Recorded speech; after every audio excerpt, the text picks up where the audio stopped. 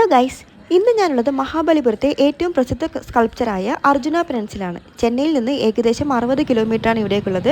AD 600 640 കാലഘട്ടമെന്നും അതേപോലെ തന്നെ AD 580 668 കാലഘട്ടമെന്നും പറയപ്പെടുന്നു. കറക്റ്റായിട്ട് എനിക്കും അറിയാത്തതുകൊണ്ട് ഞാൻ ഗൂഗിൾ ചെയ്തപ്പോൾ വന്നത് AD 600 640 കാലഘട്ടത്തിൽ പല്ലവ രാജാവായ മഹേന്ദ്രവർമ്മ ഒന്നാമനും നരസിംഹ ഒന്നാമനും ചേർന്നാണ് ഈ സ്മാരകങ്ങൾ നിർമ്മിച്ചതെന്ന്. ഈ കാണുന്ന പാറയിലെ കൊത്തുപണികൾ തന്നെയാണ് ഇതിൻ്റെ മെയിനും. നമ്മൾ ഫ്രണ്ടിൽ തന്നെ കയറി വരുമ്പോൾ തന്നെ അതിൻ്റെ നമ്മുടെ ലിവിങ് തിങ്സിൻ്റെ കോൺസെപ്റ്റാണ് ഇതിൽ കാണാൻ പറ്റിയത്. അർജുനാൻസ് പെനൻസ് എന്ന് മാത്രമല്ല, ഡിസൻസ് ഓഫ് ഗംഗ എന്നും ഇതിനെ അറിയപ്പെടുന്നു. ഗംഗയുടെ വഴി. സ്വർഗത്തിൽ നിന്ന് ഗംഗാ നദിയെ ഭൂമിയിൽ കൊണ്ടുവരാൻ വേണ്ടി ഭഗീരഥൻ പരിശ്രമിച്ച് ശിവന്റെ ജടയിൽ നിന്ന് ഗംഗാദേവി ഭൂമിയിലേക്ക് വന്ന വഴി എന്നാണ് പറയുന്നത്. അതാണ് ഗംഗയുടെ വഴി എന്ന് പറയുന്നത്. പിന്നെയുള്ളത് അർജുന പെനൻസ്.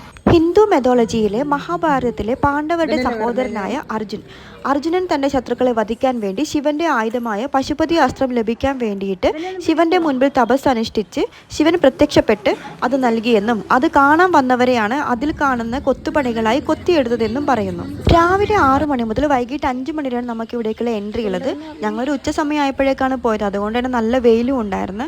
പിന്നെ ഇതിന് തൊട്ടടുത്തായിട്ടൊരു ക്ഷേത്രവും കാണും. ആ ക്ഷേത്രത്തിന്റെ അടുത്തായിട്ട് നമുക്ക് ബസ് സർവീസ് ഉണ്ട്, ടാക്സി ഉണ്ട്, അതേപോലെ ഓട്ടോ സർവീസ് എല്ലാം തന്നെയുണ്ട്. ഇതിന്റെ മുകൾ ഭാഗത്തായിട്ട് വേറെയും കുറേ കാര്യങ്ങൾ കാണാനുണ്ടായിരുന്നു. പിന്നെ ലൈറ്റ് ഹൗസ് കാര്യങ്ങളെല്ലാം തന്നെ ഉണ്ടായിരുന്നു. പിന്നെ ഞങ്ങൾക്ക് അത്രയും സമയമില്ലാത്തത് കൊണ്ട് ഞങ്ങൾ ഇത് മാത്രമേ കണ്ടുള്ളൂ. അപ്പോൾ ഇന്നത്തെ വീഡിയോ ഇത്രയേ ഉള്ളൂ ഗൈസ്. അപ്പോൾ അടുത്ത വീഡിയോയിൽ നമുക്ക് വീണ്ടും കാണാം. Tata, bye bye.